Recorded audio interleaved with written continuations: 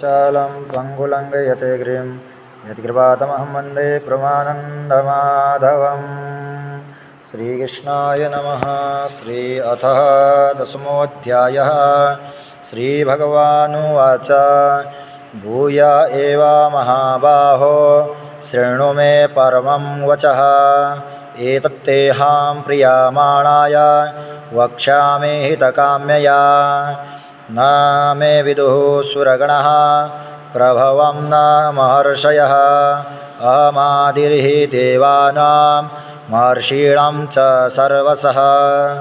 यो मामजमनादिं च वेत्ति लोकमहेश्वरम्। असम्मूढसमर्थेषु सर्वपापैः प्रमुच्यते। बुद्धिर्ज्ञानसम्मोहः क्षेमं सत्यं दमः समः।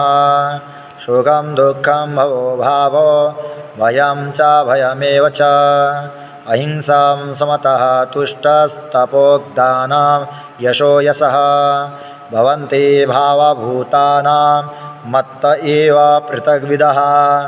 महर्षयः सप्त पूर्वे चत्वारो मानवस्तथा मद्भाव मनसा जाता येषां लोक इमः प्रजः।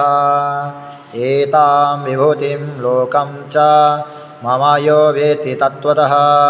सोऽविकम्पेन योगेन युञ्जते नात्र संशयः। अहं सर्वस्य प्रभो मत्तः सर्वं प्रवर्तते इति मत्वा भजन्ते मां बुधा भावसमन्विताः। मच्चित्ता मद्गतप्राणा बोधयन्तः परस्परं कथयन्तश्च मां नित्यं तुष्यन्ति च रमन्ति च। तेषां सततयुक्तानां ये भजन्तां प्रतिपूर्वकं ददामि बुद्धियोगं तं येन मामुपयन्ति ते। तेषामेवानुकम्पार्थ महामज्ञाननजं तमः नाशयम्यात्मभावस्थो ज्ञानदीपेन भास्वता। श्री अर्जुन उवाच परं ब्रह्म परं धाम पवित्रं परमं भवान् पुरुषं शाश्वतं दिव्यमधिदेवमजं विभो। आहुस्त्वां ऋषयः सर्वे देवर्षि नारदस्तथा असितो देवलो व्यासः स्वयं चैव ब्रवीषि मे। सर्वमेतद्धृतं मन्ये यन्मां वदसि केशव। न हि ते भगवन् व्यक्तिं विदुर्देवा न दानवः। स्वयमेवात्मनात्मानं वेत्थ्या त्वं पुरुषोत्तम। भूतभावन् भूतेश देवदेव जगत्पते। वक्तुर्महर्ष्या शेषेण दिव्यायातमभिभूतयः। अभिर्विभूतिर्लोकास्निमास्त्वं व्यतिष्ठसि। कथं विद्यामहं योगास्त्वं सदा परिचिन्तयान्। ते केषु केषु च भावेषु चिन्त्योऽसि भगवन्मया। विस्तरेणात्मनो योगं विभूतिं च जनार्दन। भूयः कथय तृप्तिः शृणुतो नास्ति मे मृताम्। श्रीभगवानुवाच हन्तते कथयिष्यामि दिव्यं यात्मविभूतयः। प्रधानन्यतः कुरु श्रेष्ठ नास्त्यान्तो विस्तरस्य मे। अहमात्मा गुडाकेश सर्वभूताशयस्थितः।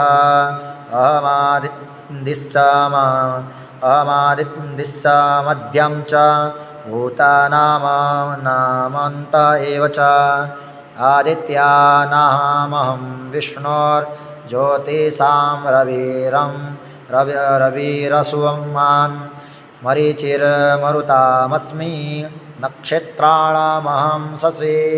वेदानां सामवेदोऽस्मि देवानामस्मि वासवः।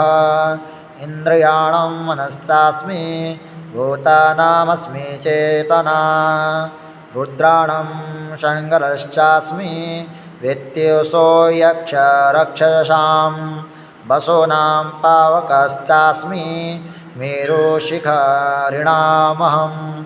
पुरोधसां च मुख्यां मां वृद्धि पार्थ बृहस्पते सेनानीनामहं स्कन्धः सरीशामस्मि सागरः महर्षीणां भृगोरहं गिरास्मस्मेकमक्षरं यज्ञानां जपयज्ञोऽस्मि स्थावराणं हिमालयः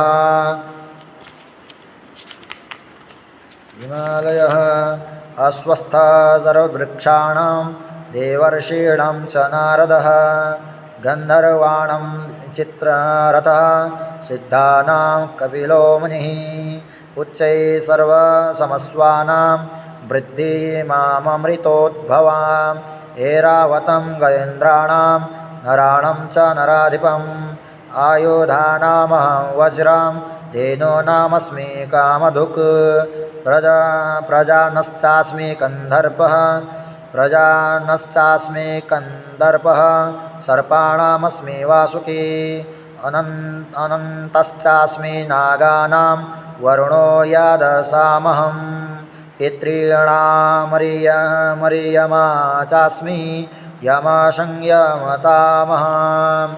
प्रह्लादश्चास्मि दैत्यानां कालकलयतामहं मृगाणां च मृगेन्द्रोऽहं वैनतेयश्च भक्षणं पावनः पवतामस्मि रामशास्त्रभृतामहं झषाणं मरकरश्चास्मि स्त्रोताशामस्मि जाह्नवी सर्गणामन्दिरन्तश्च सर्गणामादिरन्तश्च मध्यं चैवाहमर्जुन आध्यात्मविद्यानां वादप्रवदतामहम् अक्षराणमकारोऽस्मि द्वन्द्वुः सामासिकरस्य च अहमेवाक्षयः कालोद्धाताहं विशतो मुखः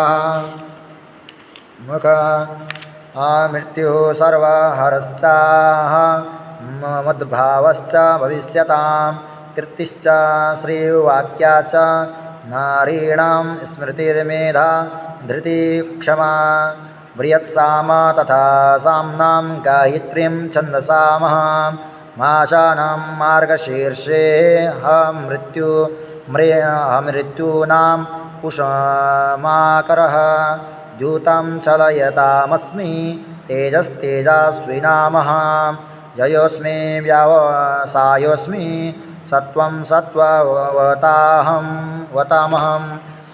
वृषीणां च वासुदेवोऽस्मि पाण्डवानां धनञ्जयः मुनीनामप्यहं व्यासः कवीनामुशना कविः दण्डो दमयतामस्मि नीतिरस्मि जिगीषतां मौनं चैवास्मि गुह्यानां ज्ञानं ज्ञानवतामहं यच्चापि सर्वभूतानां बीजं तदहमर्जुनः न तदस्ति विना यत्स्यान् मया भूतं सचराचरं नान्तोऽस्ति मम दिव्यानां विभूतीनां परन्तप एषन्तु देशतः प्रोक्तो विभूतेर्विस्तरो मया यद्यद्विभूतिमत्सत्त्वं श्रीमदुर्जितमेव च तत्तदेवावगच्छ त्वं मम तेजोमसम्भवम् अथवा बहुनेतेन किं ज्ञातेन तवार्जुनः वेष्टाभ्यामिदं कृष्ण मेकांसेन स्थितो जगत् ॐ तत्सदिति श्रीमद्भगवद्गीतासु उपनिषत्सु ब्रह्मविद्यायां योगशास्त्रे श्रीकृष्णार्जुनसंवादे विभूतियोगो नाम दशमोऽध्यायः श्रीकृष्णार्पणमस्तु। मुखं करोति वाचालं पङ्गुलङ्घयते गिरिं यत्कृपाहं तमहं वन्दे परमानन्दमाधवां। ॐ ओम विष्णवे नमः विष्णवे नमः विष्णवे नमः। श्री कृष्ण चंद्र भगवान की जय।